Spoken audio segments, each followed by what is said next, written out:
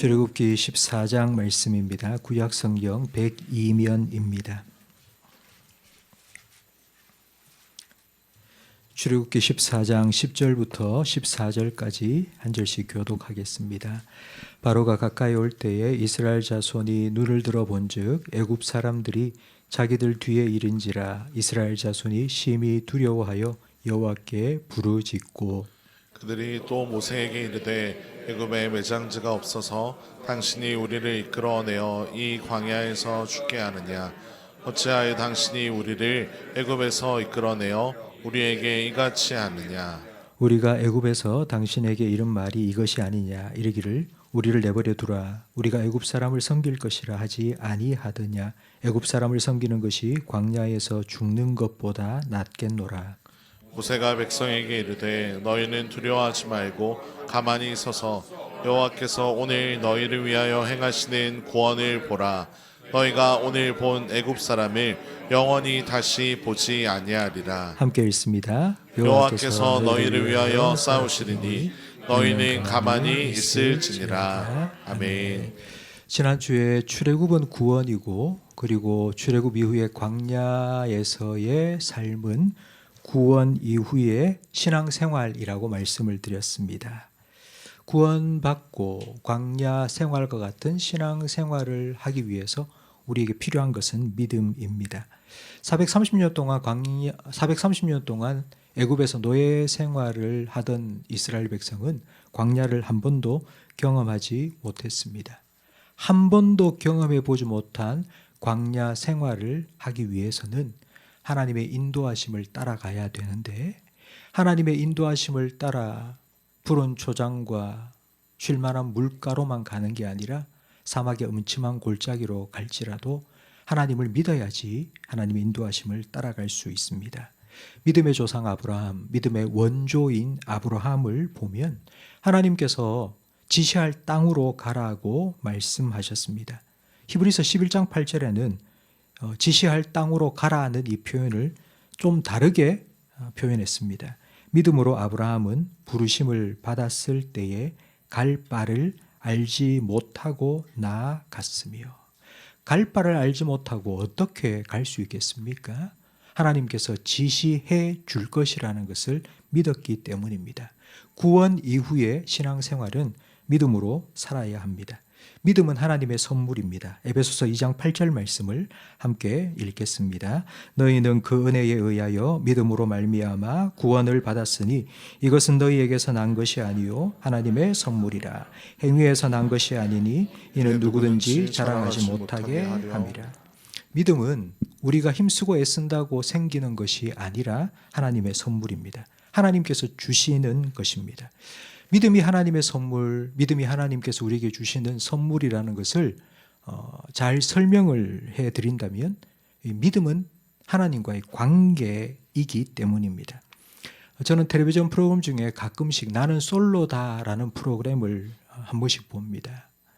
그 나는 솔로다라는 그 프로그램은 남자 5명, 여자 5명이 3박 4일 동안 함께 생활을 하면서 서로의 짝을 찾는 데이트 예능 프로그램입니다. 제가 왜 그런 프로그램을 보느냐 하면 관계를 다루기 때문입니다. 근데 그 프로그램을 계속 보다 보면 반복해서 나오는 단어가 있습니다. 그 단어는 바로 확신입니다. 남자와 여자가 나중에 이어지지 않고 헤어지게 되었는데, 그 헤어지게 된 이유를 자기가 설명을 쭉 하는데 이런 말을 많이 합니다. 확신이 들지 않았다. 그리고 그 사람이 나에게 확신을 주지 않았다. 확신을 주지 않았는데도 내가 그 사람을 좋아한다고 말하는 건 나 혼자만의 착각일 수 있다. 그래서 확신을 주어야 한다. 이런 말들을 참 많이 합니다. 하나님과의 관계가 믿음이라면 하나님께서는 우리에게 확신을 주셔야 합니다. 믿음이 선물이라는 말은, 믿음이 하나님의 선물이라는 말은 하나님께서 우리가 하나님을 믿을 수 있도록 계속하여 우리에게 확신을 주신다는 것입니다. 하나님이 믿을 만한 분이라는 것을 우리가 확신할 때까지 하나님께서는 우리에게 찾아와 주시고 만나 주시고 우리를 인도해 주십니다. 이렇게 믿음으로 하나님의 인도하심을 따라 하나님과 함께 한 번도 가본 적이 없는 광야를 이스라엘 백성은 걸어가야 합니다. 하나님께서 이들을 이끌어내어 출애굽시켜 제일 먼저 장막을 치라고 명한 곳이 오늘 우리가 읽지는 않았지만 14장 2절 말씀에 나와 있습니다. 우리 2절 말씀을 함께 읽겠습니다. 이스라엘 자손에게 명령하여 돌이켜 바다와 믹돌 사이에 바하이로 곧 바알스본 맞은편 바닷가에 장막을 치게 하라. 여기에 나오는 지명들이 있는데 이 지명들은 정확하게 어디인지 알 수 없습니다. 하지만 중요한 것은 바닷가에, 바로 홍해 바닷가에 장막을 쳤다는 것입니다. 여러분, 바닷가에 장막을 쳤다 그러면 우리는 간포 바닷가에 아주 오션 뷰가 있는 아주 멋진 전망에 좋은 곳에 장막을 쳤다고 생각할 수 있는데 정반대입니다. 바닷가에 장막을 쳤다는 건 배수진을 친 것입니다. 드디어 더 이상 도망칠 곳이 없는 곳, 그곳에 장막을 치게 하신 겁니다. 이 3절을 읽어보면 우리가 이 말씀을 좀 더 정확하게 이해할 수 있는데요. 우리 3절을 함께 읽습니다. 바로가 이스라엘 자손에 대하여 말하기를 그들이 그 땅에서 멀리 떠나 광야에 갇힌 바 되었다 하리라. 바로가 볼 때에는 그들이 광야에 꼼짝없이 갇혔습니다.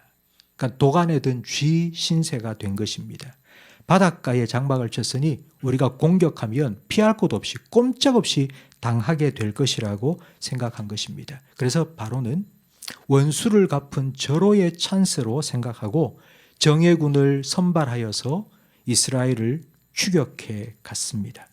400년 넘게 애굽에서 노예살이 했던 이스라엘이 어떻게 애굽 군대와 상대가 될 수 있겠습니까? 출애굽한 지 며칠밖에 되지 않았는데 꼼짝없이 죽게 되었습니다. 하나님께서 왜 이스라엘 백성을 바닷가에 인도하셔서 장막을 치게 하셨을까요? 그 이유가 4절 말씀에 기록되어 있습니다. 함께 읽겠습니다. 내가 바로의 마음을 완악하게 한즉 바로가 그들의 뒤를 따르니니 내가 그와 그의 온 군대로 말미암아 영광을 얻어 애굽 사람들이 나를 여호와인 줄 알게 하리라 하시매 우리가 그대로 행하니라. 바로는 그의 눈에 보이는 대로 판단했습니다. 이스라엘이 꼼짝없이 도간에 갇힌 쥐가 되었고 우리가 쫓아가서 저들을 치면 저들은 반드시 우리의 밥이 될 것이다 생각을 했습니다. 그러나 바로의 눈에 보이지 않는 하나님의 뜻과 계획이 있었습니다. 이 하나님의 뜻, 하나님께서 이 모든 일들을 통해 하나님의 영광을 나타내실 것이라는 이 계획은 바로만 못 본 게 아니라 이스라엘 백성도 보지 못했습니다. 이스라엘 백성 눈앞에는 홍해 바다가 펼쳐져 있고 그리고 그의 뒤로는 애굽 군대가 쫓아왔습니다. 이 사실을 본, 이 광경을 본 이스라엘 백성들의 반응이 오늘 본문 10절 말씀에 기록되어 있습니다. 함께 읽겠습니다. 바로가 가까이 올 때 이스라엘 자손이 눈을 들어본즉 애굽 사람들이 자기들 뒤에 이른지라. 이스라엘 자손이 심히 두려워하여 여호와께 부르짖고. 여호와께 부르짖었습니다. 이 부르짖었다는 말은 기도했다는 뜻이죠. 하나님 좀 살려달라고. 출애굽한 백성, 하나님의 백성답게 기도했습니다. 이런 상황에서. 여기까지는 좋은데 그런데 기도를 해도 기도 응답이 없고 하나님께서 침묵하시자 기도는 곧 원망으로 바뀌었습니다. 우리 11절도 함께 읽겠습니다. 그들이 또 모세에게 이르되 애굽에 매장지가 없어서 당신이 우리를 이끌어내어 이 광야에서 죽게 하느냐. 어찌하여 당신이 우리를 애굽에서 이끌어내어 우리에게 이같이 하느냐. 우리가 애굽에서 당신에게 이른 말이 이것이 아니냐. 이르기를 우리를 내버려 두라. 우리가 애굽 사람을 섬길 것이라 하지 아니하느냐. 애굽 사람을 섬기는 것이 광야에서 죽는 것보다 낫겠노라. 왜 내버려 두지? 여기까지 끌고 와서 여기서 우리를 죽이느냐라고 원망합니다. 기껏 구원해 주었더니 차라리 애굽에서 죽도록 내버려 두지 이런 말만 하고 있으니 우리는 참 이스라엘 백성이 배은망덕한 그런 나쁜 사람들이라고 비난할 생각이 듭니다. 그러나 여러분, 이스라엘 백성의 입장에 생각해 보면 충분히 이해가 됩니다. 이스라엘 백성이 출애굽 시켜달라고 사정한 것이 아닙니다. 갑자기 하나님께서 모세를 보내 나가자라고 말했습니다. 그래서 10가지 재앙이 막 쏟아 부어지고는 나가라 해서 그냥 뭣도 모르고 출애굽을 하게 되었습니다. 출애굽을 해서 모세의 인도를 따라 오다 보니 앞에는 바닷가고 그리고 뒤에는 애굽 군대가 쫓아오기 시작합니다. 사방이 꽉 막혔습니다. 출구가 보이지 않습니다. 살 길이 없습니다. 진짜 죽겠다 싶은 순간이 된 겁니다. 저는 누구라도 저뿐만 아니라 이 자리에 계신 누구라도 믿음이 좋은 분이라도 이런 상황에 처하면 지금 이스라엘 백성과 똑같은 반응을 보일 것이라고 생각이 됩니다. 살다 보면 이런 상황을 종종 만날 때가 있습니다. 기대를 가지고 뭔가를 시작했는데 얼마 가지 못해서 너무 힘든 기가 막힌 상황을 만날 때가 있습니다. 희망을 가지고 출발했는데 절망적인 상황에 부딪힐 때가 있습니다. 분명히 하나님께서 오케이 하셔서 시작을 했는데 하나님께서 가라고 하셔서 갔는데 막다른 길에 다달랐습니다. 이게 뭐지? 라는 생각이 들고 과연 하나님이 진짜 나를 사랑하시는 건 맞나? 믿음이 흔들립니다. 그래 아무리 기도해도 하나님께서는 대답도 하지 않으시고 하나님의 응답도 없습니다. 그렇다면 그 누구라도 이스라엘 백성처럼 반응하게 될 것입니다. 이 순간 가장 두려워했던 사람은 이스라엘 백성이 아니라 모세였을 것입니다. 그리고 제일 원망을 많이 해야 될 사람도 모세일 것입니다. 앞에는 홍해 바다가 있고 뒤에는 애굽 군대가 쫓아오고 바로 옆에서는 성난 이스라엘 백성이 둘러서서 막 원망을 쏟아붓고 있습니다. 애굽에 무덤할 자리가 없어서 우리를 여기까지 끌어내서 이 광야에서 우리를 죽이느냐, 왜 우리를 여기서 죽게 만드느냐, 이스라엘 백성이 막 원망을 쏟아내고 있습니다. 바로 이런 상황에 모세는 어떻게 반응했는지 우리 13절 말씀을 함께 읽겠습니다.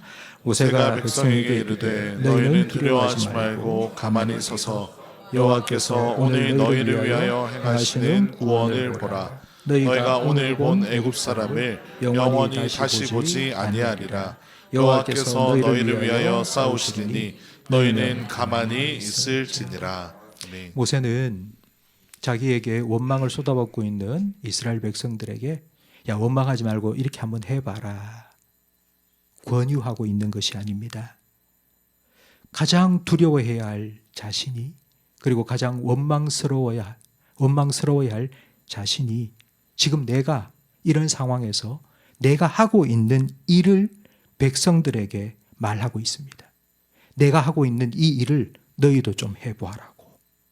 두려워하지 말고 가만히 서서 하나님을 좀 바라보라고 나처럼 그렇게 하자고 말한 것입니다. 두려워하지 말라는 명령입니다. 두려워하지 말라는 명령이 성경에는 참 많이 나와 있습니다. 두려워하지 말라는 명령이 가능한 이유는 우리가 두려워하지 않기를 원한다면 두려워하지 않을 수 있기 때문입니다. 좀 풀어서 말한다면 우리 마음먹기에 따라서 두려워할 수도 있고 두려워하지 않을 수도 있다는 뜻입니다. 두려움이 무엇이고 두려움을 느끼는 이유가 무엇인지를 한 가지 예를 들어서 설명을 해드리겠습니다. 고소공포증을 다 아실 겁니다. 평상시에는 아무렇지도 않다가 높은 곳에만 올라가면 꼼짝달싹 못할 정도로 두려움을 느끼는 증상입니다. 왜 고소공포증이 생기냐면 높은 곳에 올라가면 여기서 떨어질 수 있다는 생각이 들기 때문에 두려운 것입니다. 실제로는 떨어지지 않습니다. 난간도 있고요. 안전요원도 있고요. 그리고 위험한 곳에는 갈 수 없도록 철책도 쳐져 있습니다. 절대로 떨어질 리가 없습니다. 그런데도 두렵습니다. 떨어질 수 있다고 생각만 해도 두렵기 때문입니다. 이 두려움은 실제 일어난 상황이 아니라 마음의 생각이요, 마음의 느낌이요, 감정입니다. 여러분 최근에 두려움을 느끼신 적이 있습니까? 혹시 여러분 질병에 걸릴까 두려워한 적이 없습니까? 몸이 조금 안 좋은데 병원에 가려니 뭔가 덜컥 큰 병이 들렸다 이런 얘기를 들을까 봐 두려워하지는 않으셨습니까? 아니면 운전을 하고 가다가 교통사고와 같은 사고를 당할까 혹시 두려워하지는 않으셨습니까? 아니면 하는 사업이 정말 힘들어서 망하게 되지는 않을까? 그래서 내가 정말 가난하게 되지는 않을까? 혹시 그런 걱정은 하지 않으셨습니까? 아니면 자식이 힘들고 어려운 일을 겪게 될까 걱정되지는 않으셨습니까? 지금 이스라엘 백성은 저 멀리서 다가오는 애굽 군대를 보고 지금 두려워합니다. 애굽 군대가 아직 도착하지도 않았고 전쟁이 일어나지도 않았습니다. 하지만 멀리서 다가오는 애굽 군대를 보고 우리가 저들 손에 죽었구나라고 생각하고 두려워한 것입니다. 이런 그들을 향해 하나님께서 모세를 통해서 말씀하십니다. 두려워하지 말라. 두려워하지 말라.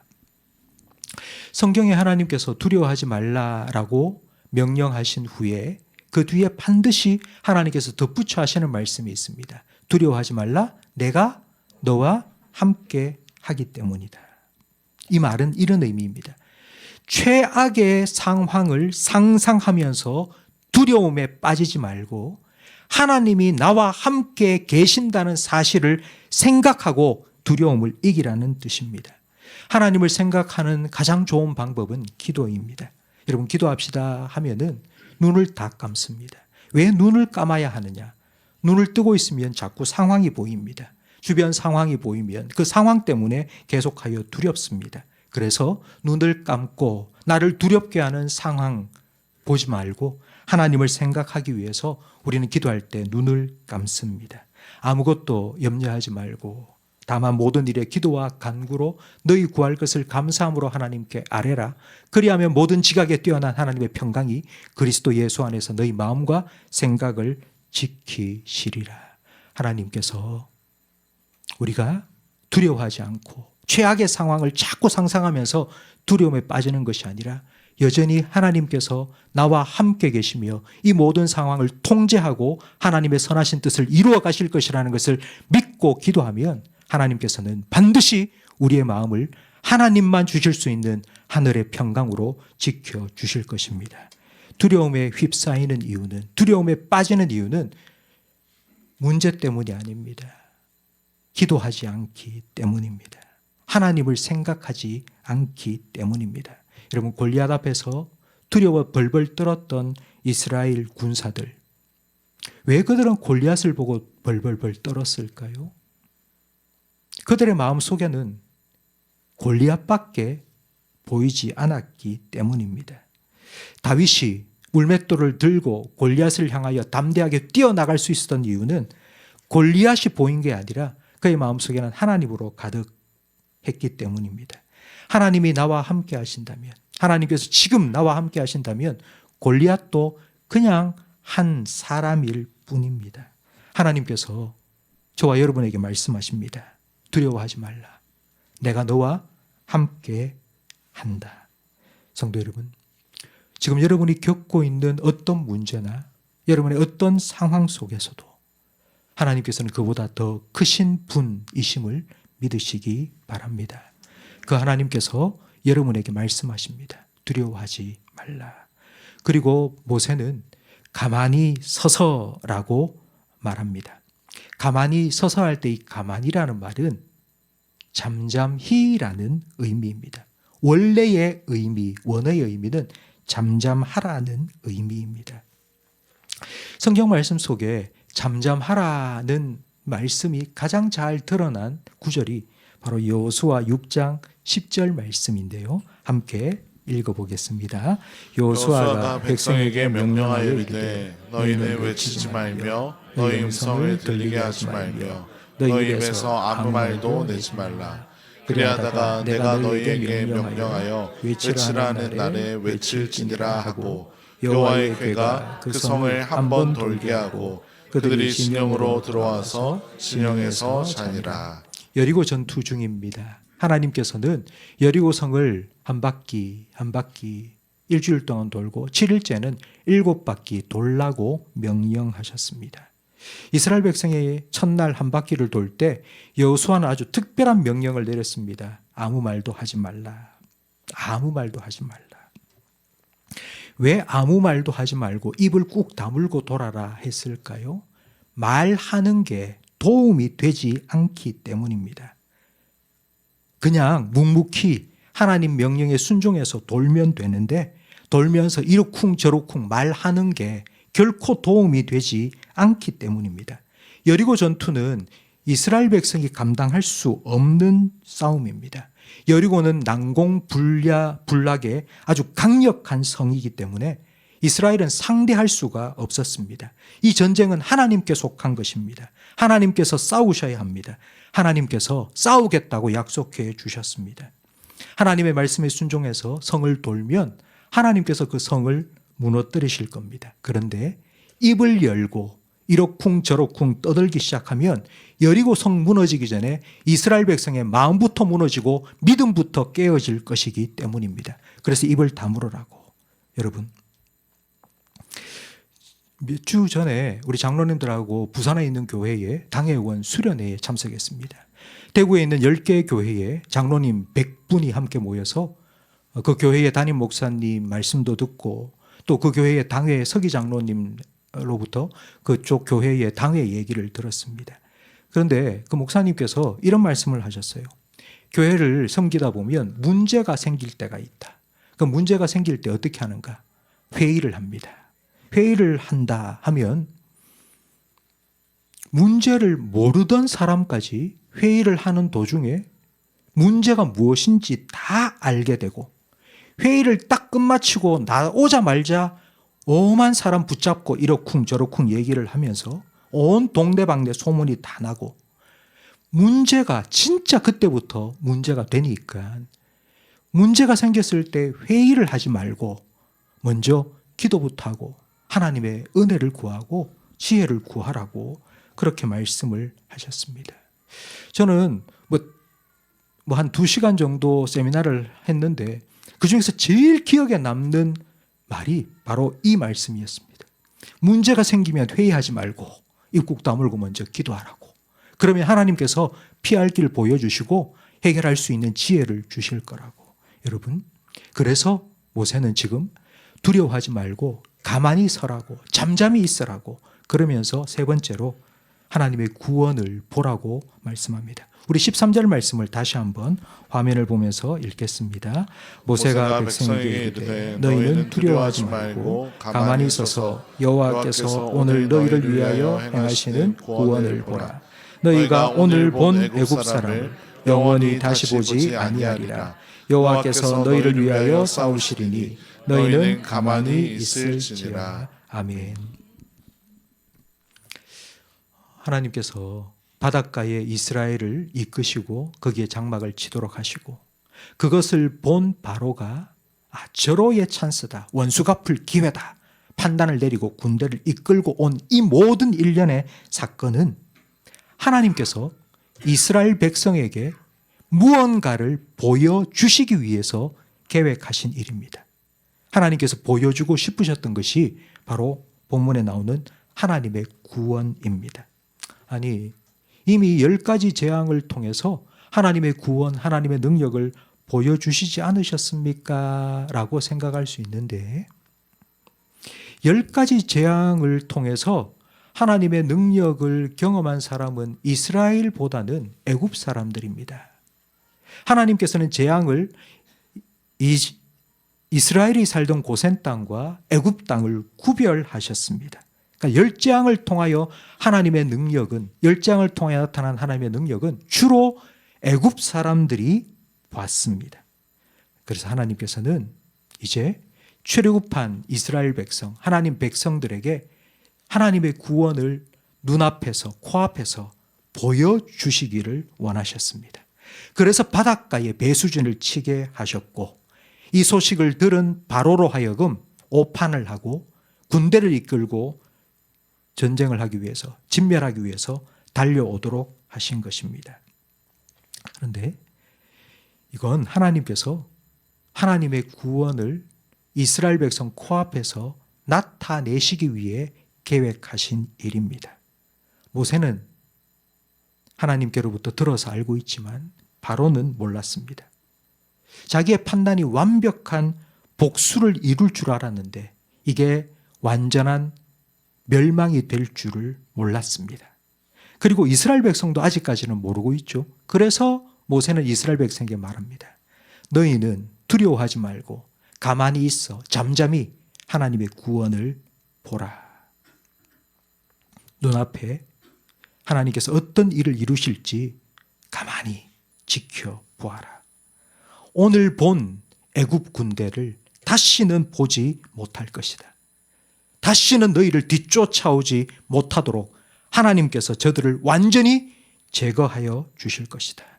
하나님께서 너희를 대신해서 싸우실 것이다. 그러니 너희는 조용히 서서 하나님이 어떻게 너희를 위하여 싸우시고 어떻게 너희를 구원하시는지를 보라. 모세가 말했습니다. 모세의 이 말 한마디는 바로와 애굽 군대에게 향하였던 이스라엘 백성의 시선을 하나님께로 향하게 만들어 주었습니다. 성도 여러분,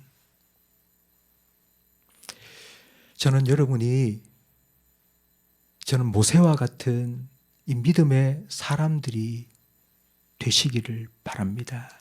여러분 주변에 지금 내 앞에 당한 여러 가지 힘들고 어려운 문제 때문에 가슴을 치며 세상이 끝난 것처럼 아파하고 있는 분들 향하여서 하나님께서 어떤 구원을 이루실지를 바라보자고, 그 하나님 바라보자고 말해줄 수 있는 그런 모세와 같은 믿음을 북돋아 줄 수 있는 저와 여러분이 될 수 있기를 주님의 이름으로 축원합니다.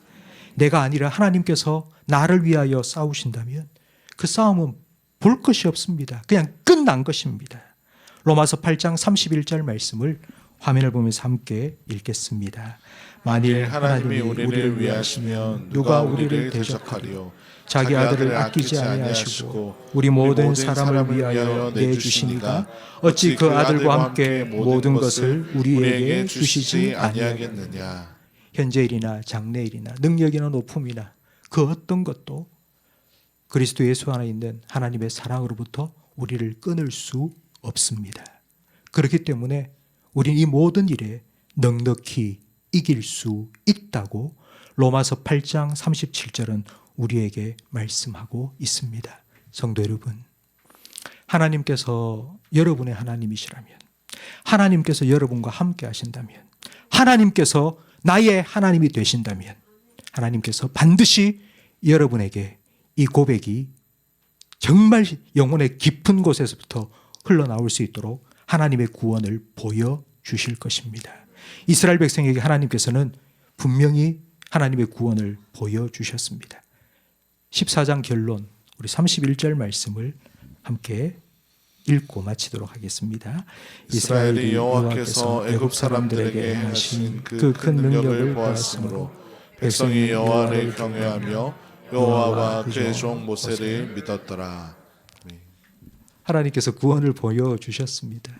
이스라엘 백성이 하나님을 경외했습니다. 그리고 하나님이 세우신 모세를 진짜 하나님의 종이구나 라고 신뢰하게 되었습니다. 성도 여러분, 이것이 오늘 우리가 함께 읽은 하나님께서 배수진을 친 바닷가에 장막을 치게 하고 뒤에는 애굽 군대를 보내어서 막 압박을 하고 그 상황을 통해서 하나님께서 이루신 일입니다. 하나님의 결론은 바로 이것입니다. 이스라엘 백성이 하나님의 구원을 보고 하나님을 경외하게 하고 하나님이 세우신 모세가 진짜 하나님의 종이구나 더욱더 신뢰하게 된 것입니다. 성도 여러분, 하나님은 여러분보다 크십니다. 하나님은 우리보다 훨씬 더 크십니다. 혹시 여러분이 지금 문제를 만났다면, 내가 해결할 수 있는 문제라면 내가 알아서 해결하면 됩니다.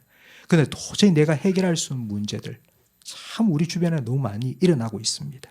내가 도저히 어떻게 해결할 수 없는 문제, 여러분 그런 문제가 크면 클수록 하나님께서 더 크신 하나님의 구원과 능력을 보여주실 기회가 된다는 것을 기대하시기 바랍니다.